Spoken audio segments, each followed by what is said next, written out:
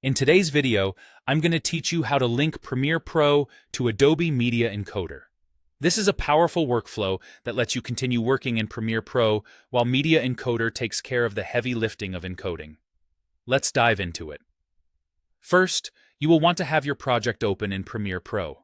Make sure you've selected the sequence you wish to export or have it active in the timeline. This step is crucial because the sequence you choose here is the one that Media Encoder will process. Next, head over to the top menu and navigate to File, then Export, and finally, select Media.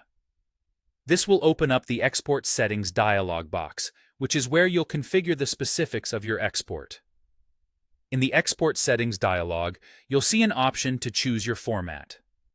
Here, you can select the format you want your final video to be in, whether it's H.264, HEVC, or any of the other available formats. This choice boils down to what works best for your project and the platform you intend to use it on. Once you have selected your format, the next thing to do is decide on a preset. Presets are predefined configurations that help you quickly set up your export settings.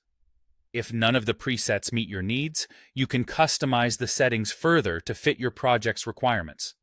Now, this is where it gets interesting. Instead of clicking the Export button, which would handle the encoding within Premiere Pro and tie up your system, click on the Q button. Alternatively, it may say Q in Media Encoder. This action prompts Media Encoder to take over the encoding task.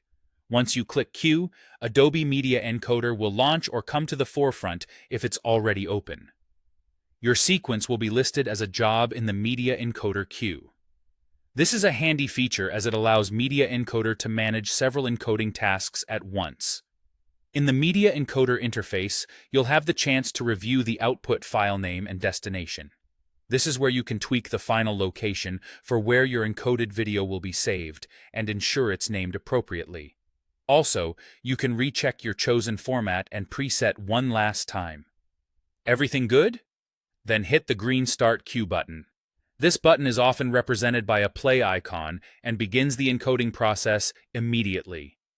While Media Encoder is hard at work encoding your sequence, you can switch back to Premiere Pro and continue editing away.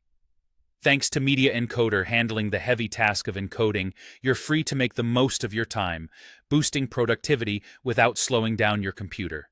And there you have it, a smooth, efficient way to link Premiere Pro with Adobe Media Encoder, maximizing your workflow efficiency.